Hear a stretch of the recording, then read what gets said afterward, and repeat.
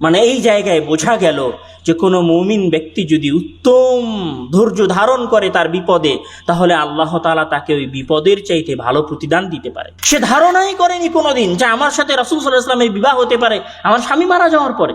সে তার স্বামী মারা যাওয়াটাকে তার জীবনের সবচেয়ে বড় বিপদ হিসেবে মনে করেছে। সে মনে করেছে আর চাইতে ভালো ব্যক্তি আমি পেতেই পারি না, কিন্তু আল্লাহ তাআলা তাকে রাসূল সাল্লাল্লাহু আলাইহি ওয়াসাল্লাম দিয়ে দিয়েছেন। সম্মানিত উপস্থিতি, আজকে আমার সংক্ষিপ্ত জুমার খুতবার বিষয়বস্তু হচ্ছে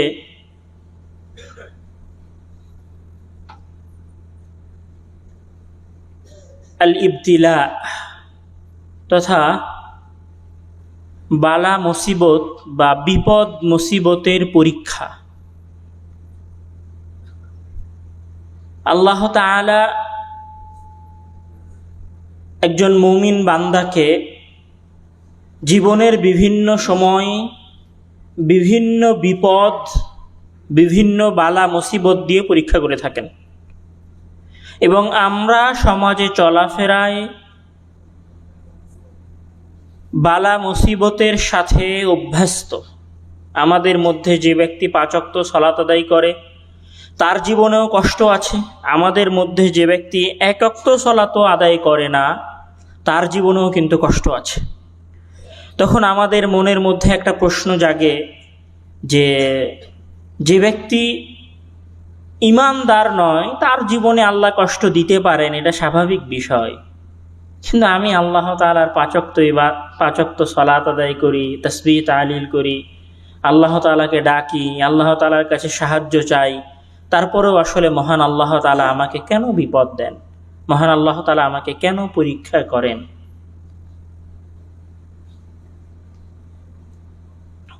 এই যে কেন পরীক্ষা করেন, এই কেনর জবাবটাই মূলত আজকে আমরা আমাদের আলোচনায় খুঁজব।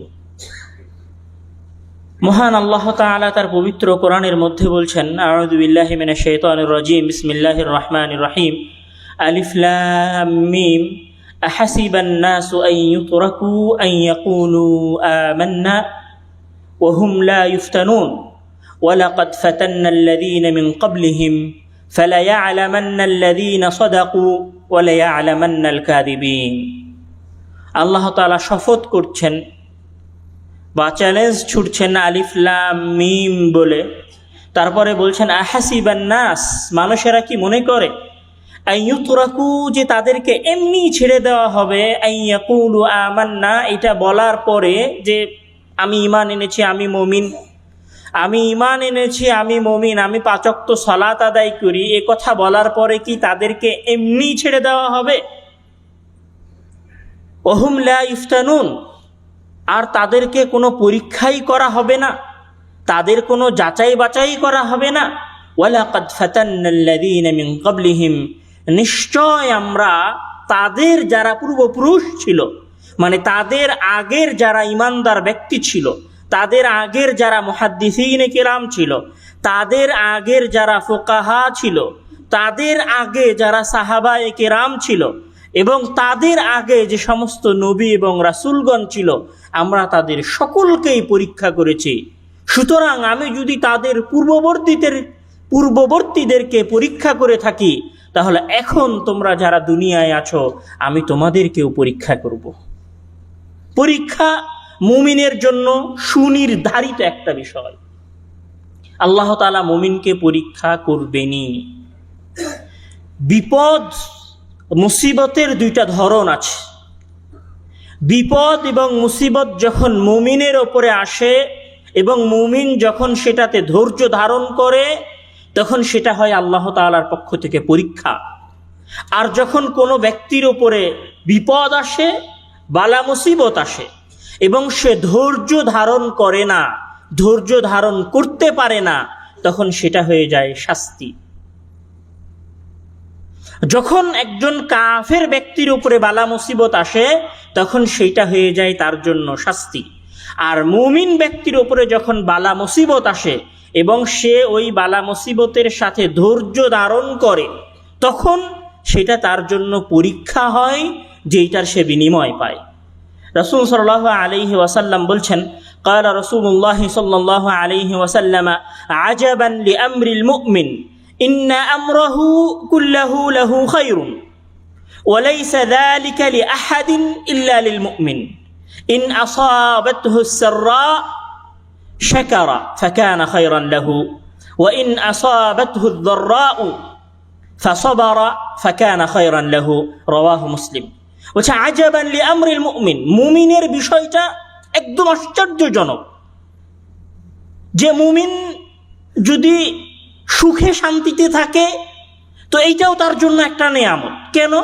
কেননা যে যখন সুখে শান্তিতে থাকে তখন সে আলহামদুলিল্লাহ ও শুকরুলিল্লাহ বলে মহান আল্লাহ তাআলার শুকরিয়া আদায় করে, শুকরিয়া সেজদা আদায়। মুমিন সুখে থাকলে আল্লাহ তাআলার তাসবিহ পাঠ করে, আর মুমিন যখন বিপদে থাকে, মুমিনের উপরে যখন বালা মুসিবত আসে, ফাসাবারা তখন সে ধৈর্য ধারণ করে, আর এই ধৈর্য ধারণ করার জন্য সে আল্লাহ তাআলার কাছে প্রতিদান পায়। রাওয়াহু মুসলিম। মানে মুমিন যদি সুখে থাকে তাও তার জন্য ভালো, আর মুমিন যদি বিপদে থাকে আর বিপদের সাথে ধৈর্য ধারণ করে সেটাও তার জন্য ভালো। রাসূল সাল্লাল্লাহু আলাইহি ওয়াসাল্লাম বলছেন, আন উম্মে সালামা রাদিয়াল্লাহু তাআলা আনহু, বিপদে ধৈর্য ধারণ করার আসলে ফায়দাটা কি? আন উম্মে সালামা রাদিয়াল্লাহু তাআলা আনহা আন্না নবী সাল্লাল্লাহু أنها قالت سمعت رسول الله صلى الله عليه وسلم يقول ما من مسلم تصيبه مصيبة فيقول ما أمره الله إنا لله وإنا إليه راجعون اللهم أجرني في مصيبتي واخلف لي خيرا منها إلا أخلف الله له خيرا منها قالت فلما مات أبو سلمة قلت أي المسلمين خير من أبي سلمة أول بيت هاجر إلى رسول الله صلى الله عليه وسلم ثم إني قلتها فاخلف الله لي رسول الله صلى الله عليه وسلم উম্মে সালামা রাদিয়াল্লাহু তাআলা আনহুতে বর্ণিত, তিনি বলেন রাসূল সাল্লাল্লাহু আলাইহি ওয়াসাল্লামকে আমি বলতে শুনেছি যে রাসূল সাল্লাল্লাহু আলাইহি ওয়াসাল্লাম বলেছেন যে তোমাদের কোনো ব্যক্তি যখন বিপদে পড়বে তখন সে যেন বলে ইন্না লিল্লাহি ওয়া ইন্না ইলাইহি রাজিউন, নিশ্চয় আমরা সবাই আল্লাহর জন্য, আমাদের যা কিছু আছে সব কিছু মূলত আল্লাহর, ওয়া ইন্না ইলাইহি রাজিউন, আর আমরা সবাই তার দিকে ফিরে যাব। এই কথাটা বলার পরে আরো কয়েকটা বাক্য তার সাথে যোগ করবে। কি বলবে? আল্লাহুম্মা আজিরনি ফি মুসিবাতি, হে আল্লাহ তুমি আমাকে এই বিপদের বিনিময়ে প্রতিদান দাও। ওখলুফ লি খায়রাম মিনহা, আর আমার উপরে যে বিপদ এসেছে এই বিপদের উত্তম কিছু তুমি আমাকে দান করো। এইটা উম্মে সালামা রাদিয়াল্লাহু তাআলা আনহা বলছেন যে আমি রাসূল সাল্লাল্লাহু আলাইহি ওয়াসাল্লামকে এটা বলতে শুনেছি যে কোনো ব্যক্তি যখন বিপদে পড়বে তখন সে যেন ইন্না লিল্লাহি ওয়া ইন্না ইলাইহি রাজিউন বলে, আর আল্লাহ তাআলার কাছে পরের দুইটা বাক্য বলে দোয়া করে। তো উম্মে সালামার স্বামী আবু সালামা যখন মারা গেলেন তখন উনি বলছেন যে তার স্বামী যখন মারা গেলেন তখন স্বামী মারা যাওয়ার পরে সে বলেছে ইন্না লিল্লাহি ওয়া ইন্না ইলাইহি রাজিউন। তো রাসূল সাল্লাল্লাহু আলাইহি ওয়াসাল্লাম ইন্না লিল্লাহি ওয়া ইন্না ইলাইহি রাজিউন বলার পরে একটা দোয়া পড়তে বলেছে। কি দোয়া? যে আল্লাহুম্মা আজিরনি ফি মুসিবাতি, হে আল্লাহ তুমি আমাকে এই বিপদের উত্তম প্রতিদান দাও। ওয়াখলুফ লি খায়রাম মিনহা, আর এই বিপদের চেয়ে ভালো কিছু তুমি আমাকে দান করো। এখন আবু সালামা তো মরে গেছে, তো উম্মে সালামা বলছে যে আইয়ুল মুসলিমিনা খায়রুম মিন আবি সালামা, আবু সালামার চেয়ে ভালো মুসলিম আর কে হতে পারে? তাহলে আল্লাহ তাআলা যে বলল যে আমাকে এই বিপদের একটা ভালো প্রতিদান দিবে, তো সবচেয়ে ভালো ব্যক্তি আবু সালামাই তো মারা গেল আমার স্বামী, সেইটার আর কি প্রতিদান হতে পারে? ওখলুফ লি খায়রাম মিনহা, এবং আল্লাহ তাআলা তার চাইতে কল্যাণ কিছু আমাকে চাইতে বলেছেন। আর আবু সালামা হচ্ছে সর্বপ্রথম ওই ব্যক্তি যে নিজে তার সপরিবারে রাসূল সাল্লাল্লাহু আলাইহি ওয়াসাল্লামের কাছে হিজরত করেছিলেন। তাহলে আবু সালামা মরে যাওয়ার পরে তো আমি আবু সালামার চাইতে ভালো ব্যক্তি পেতে পারি না। তারপরেও রাসূল সাল্লাল্লাহু আলাইহি ওয়াসাল্লাম যা বলেছেন আমি তাই বললাম। এখন আবু সালামা মারা যাওয়ার পরে রাসূল সাল্লাল্লাহু আলাইহি ওয়াসাল্লাম বিবাহ প্রস্তাব পাঠালেন উম্মে সালামার কাছে। উম্মে সালামা আগে ছিল আবু সালামার স্ত্রী, আর আবু সালামা মারা যাওয়ার পরে উম্মে সালামা হয়ে গেল কার স্ত্রী? রাসূল সাল্লাল্লাহু আলাইহি ওয়াসাল্লামের স্ত্রী। বুঝতে পারেননি মনে হয় যে আল্লাহ তাআলা বিপদের প্রতিদান তাকে কিভাবে দিল। তার স্বামী মারা গেল, তার স্বামী তার কাছে পৃথিবীর সবচেয়ে শ্রেষ্ঠ স্বামী, তো সে নিজে নিজেই বলছে যে আল্লাহ তাআলা তো সবচেয়ে উত্তম কিছু দেওয়ার ওয়াদা করেছেন, কিন্তু আমি যাকে হারিয়ে ফেলেছি সেই তো সর্বোত্তম, এর চাইতে ভালো কি আর হতে পারে যেটা আল্লাহ তাআলা আমাকে দিবেন। তো এটা উম্মে সালামার মাথায় ছিল না যে এর চাইতেও ভালো কিছু আল্লাহ তাআলা আমাকে দিতে পারেন। সেটা হচ্ছে আবু সালামা মারা গেল, সে ধৈর্য ধারণ করলো, আর আবু সালামার জায়গায় তার স্বামী হিসেবে ফিরে আসলো কে? রাসূল সাল্লাল্লাহু আলাইহি ওয়াসাল্লাম। মানে এই জায়গায় বোঝা গেল যে কোনো মুমিন ব্যক্তি যদি উত্তম ধৈর্য ধারণ করে তার বিপদে, তাহলে আল্লাহ তাআলা তাকে ওই বিপদের চাইতে ভালো প্রতিদান দিতে পারে। সে ধারণাই করেনি কোনোদিন যে আমার সাথে রাসূল সাল্লাল্লাহু আলাইহি ওয়াসাল্লামের বিবাহ হতে পারে আমার স্বামী মারা যাওয়ার পরে। সে তার স্বামী মারা যাওয়াটাকে তার জীবনের সবচেয়ে বড় বিপদ হিসেবে মনে করেছে। সে মনে করেছে আর চাইতে ভালো ব্যক্তি আমি পেতেই পারি না, কিন্তু আল্লাহ তাআলা তাকে রাসূল সাল্লাল্লাহু আলাইহি ওয়াসাল্লাম দিয়ে দিয়েছেন। عن سعد بن أبي وقاص قلت يا رسول الله صلى الله عليه وسلم أي الناس أشد بلاء؟ قال الأنبياء ثم الأمثل فالأمثل يبتلى الرجل على حسب دينه فإن كان دينه صلبا اشتد بلاؤه وإن كان في دينه رقة ابتلاه الله على حسب دينه فما يبرح البلاء بالعبد حتى يمشي على الأرض وما عليه خطيئة। সাদ ইবনে আবি ওয়াক্কাস রাদিয়াল্লাহু তাআলা আনহু রাসূল সাল্লাল্লাহু আলাইহি ওয়াসাল্লামকে জিজ্ঞাসা করছেন, হে আল্লাহ, হে রাসূল সাল্লাল্লাহু আলাইহি ওয়াসাল্লাম, সবচেয়ে বেশি বিপদের সম্মুখীন কারা হয়? সবচেয়ে বিপদ কাদের উপরে বেশি আসে? তো রাসূল সাল্লাল্লাহু আলাইহি ওয়াসাল্লাম বলছেন আল আম্বিয়া, নবীগণ। তারপরে তো নবীগণের পরের স্তরে যারা থাকে তাদের উপরে সবচেয়ে বেশি বিপদ আসে, তারপরে যারা থাকে তাদের উপরে সবচেয়ে বেশি বিপদ আসে। তারপর রাসূল সাল্লাল্লাহু আলাইহি ওয়াসাল্লাম বলছেন ইবতালার রাজুলু আলা হাসাবি দীনিহি, প্রত্যেক ব্যক্তি তার দ্বীনের পরিমাপ অনুযায়ী বিপদের মুখোমুখি হয়। মানে যার ঈমান যত শক্তিশালী তার বিপদ তত কঠিন, আর যার বিপদ যত দুর্বল তার পরীক্ষা আল্লাহ তাআলা তত দুর্বল ভাবে নেন। তো এই পরীক্ষার ফায়দাটা কি?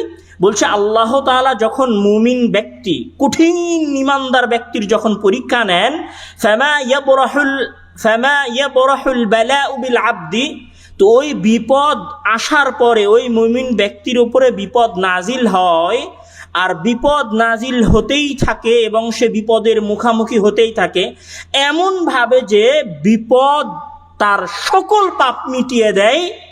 হাত্তা ইয়ামশি আলাল আরদি ওয়া মা আলাইহি খাতিআতুন, এমনকি সে জমিনের উপরে চলাফেরা করে আর তার কোনো পাপই থাকে না। মানে মুমিন ব্যক্তির ফায়দা হচ্ছে যে মুমিন ব্যক্তির পাপের মাধ্যমে, মুমিন ব্যক্তিকে দেওয়া বিপদের মাধ্যমে মহান আল্লাহ তাআলা মুমিন ব্যক্তির গুনাহ মাফ করে দেয়। ছোট বড় সকল ধরনের গুনাহ মহান আল্লাহ তাআলা মাফ করে দেয়। রাসূল সাল্লাল্লাহু আলাইহি ওয়াসাল্লাম আরো বলছেন, عن جابر رضي الله تعالى عنه قال قال رسول الله صلى الله عليه وسلم يود أهل العافية يوم القيامة حين يعطى أهل البلاء الثواب لو أن جلودهم كانت قرضت في الدنيا بالمقاريض।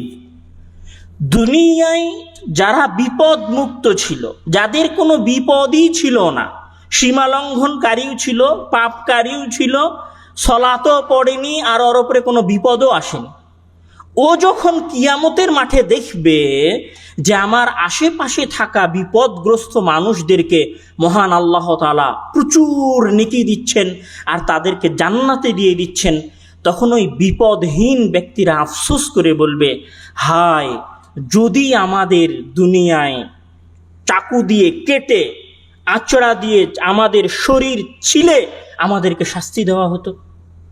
মানে আমরা ওই দুনিয়ার শাস্তির বিনিময়ে আজকে যদি এই আখিরাতে মহান আল্লাহ তাআলার পক্ষ থেকে কিছু নেকি পেতাম, আর সেই নেকির বিনিময়ে যদি জান্নাতে চলে যেতাম, তাহলে মানুষের আফসোস হবে যে বিপদে না পড়ার, বিপদের মুখোমুখি না হওয়ার। কোন দিন আফসোস হবে? কিয়ামতের দিন আফসোস হবে। রাসূল সাল্লাল্লাহু আলাইহি ওয়াসাল্লাম আরো বলছেন, ক্বালা ক্বালা রাসূলুল্লাহ সাল্লাল্লাহু আলাইহি ওয়াসাল্লাম, ইযা আরাদাল্লাহু বিআবদিহি খায়রান আজ্জালা লাহুল উকুবাতা ফিদ দুনিয়া ওয়া ইযা আরাদাল্লাহু বিআবদিহি শাররা আমসাকা আনহু বিযামবিহি হাত্তা ইউয়াফিয়া বিহি ইয়াউমাল কিয়ামাহ। যখন আল্লাহ তাআলা কোনো ব্যক্তির কল্যাণ কামনা করেন, তখন আল্লাহ তাআলা দুনিয়াতেই তাকে পরীক্ষা করেন, তাকে শাস্তি দেন আর তার গুনাহ মাফ করে দেন। আর যখন আল্লাহ তাআলা কোনো ব্যক্তিকে জাহান্নামে দেওয়ার ইচ্ছা পোষণ করেন, তার কল্যাণ চান না, তখন আল্লাহ তাআলা তাকে দুনিয়াতে কোনো শাস্তি দেন না, যেন আখিরাতে তাকে পূর্ণরূপে শাস্তি দিতে পারে। তাহলে পরীক্ষার মাধ্যমে গুনাহ মাফ হয়। রাসূল সাল্লাল্লাহু আলাইহি ওয়াসাল্লাম বলছেন, মুসলিম শরীফের হাদিস, আন আয়েশা রাদিয়াল্লাহু তাআলা আনহা قالت قال رسول الله صلى الله عليه وسلم ما يصيب المؤمن من شوكة فما فوقها إلا رفع الله بها درجة أو حط عنه بها خطيئة। মুসলিম শরীফের হাদিস, আয়েশা রাদিয়াল্লাহু তাআলা আনহুর, যে রাসূল সাল্লাল্লাহু আলাইহি ওয়াসাল্লাম বলছেন যে একজন মুমিন ব্যক্তিকে যদি একটা কাঁটাও ফোটে, একটা কাঁটাও যদি তাকে আঘাত করে, তাহলে ওই একটা কাঁটা ফোটার বিনিময়েও, ওই একটা কাঁটা শরীরে লাগার বিনিময়েও আল্লাহ তাআলা তার সম্মান বৃদ্ধি করে দেন এবং তার গুনাহ মাফ করে দেন। রাসূল সাল্লাল্লাহু আলাইহি ওয়াসাল্লাম আরো বলছেন, عن أبي هريرة رضي الله تعالى عنه قال قال رسول الله صلى الله عليه وسلم ما يزال البلاء بالمؤمن والمؤمنة في نفسه وولده وماله حتى يلقى الله تعالى وما عليه خطيئة। আবু হুরায়রা রাদিয়াল্লাহু তাআলা আনহুর হাদিস, যেটা তিরমিজিতে এসেছে এবং ইমাম আলবানী রাহিমাহুল্লাহ এই হাদিসকে সহিহ বলেছেন, যে মা ইয়াজালুল বালাউ বিল মুমিনি ওয়াল মুমিনাহ, একজন মুমিন অথবা মুমিনা ব্যক্তির উপর বিপদ আসে। কিভাবে বিপদ আসে? তার সন্তানের ক্ষতি হয়। কিভাবে বিপদ আসে? তার অর্থ সম্পদের ক্ষতি হয়। কিভাবে বিপদ আসে? তার ব্যবসা বাণিজ্যে লোকসান। কিভাবে বিপদ আসে? তার ছেলেটা অসুস্থ। তো বলছে যে তার উপর বিপদ আসতেই থাকে, হাত্তা ইয়ালকাল্লাহু তাআলা, এমনকি এই বিপদের মধ্যেই সে আল্লাহ তাআলার সাথে সাক্ষাৎ করে, মানে সে মারা যায় এবং আল্লাহ তাআলার সামনে গিয়ে ওঠে, ওয়ামা আলাইহি খাতিআতুন, এমত অবস্থায় যে তার কোনো গুনাহই থাকে না। রাসূল সাল্লাল্লাহু আলাইহি ওয়াসাল্লাম আরো বলছেন, قال النبي صلى الله عليه وسلم إن عظم الجزاء مع عظم البلاء وإن الله تعالى إذا أحب قوما ابتلاهم فمن رضي فله الرضا ومن سخط فله السخط। যে রাসূল সাল্লাল্লাহু আলাইহি ওয়াসাল্লামের হাদিস, নিশ্চয় বড় বিপদ বড় প্রতিদান নিয়ে আসে, নিশ্চয় বড় বিপদ বড় প্রতিদান নিয়ে আসে। ওয়া ইন্নাল্লাহ তাআলা ইযা আহাব্বা কওমান, আর যখন আল্লাহ তাআলা কোনো গোত্রকে ভালোবাসে, কোনো ব্যক্তিকে ভালোবাসে, কোনো পরিবারকে ভালোবাসে, ইবতালাহুমুল্লাহ, তখন আল্লাহ তাআলা তাদেরকে পরীক্ষায় নিমজ্জিত করেন।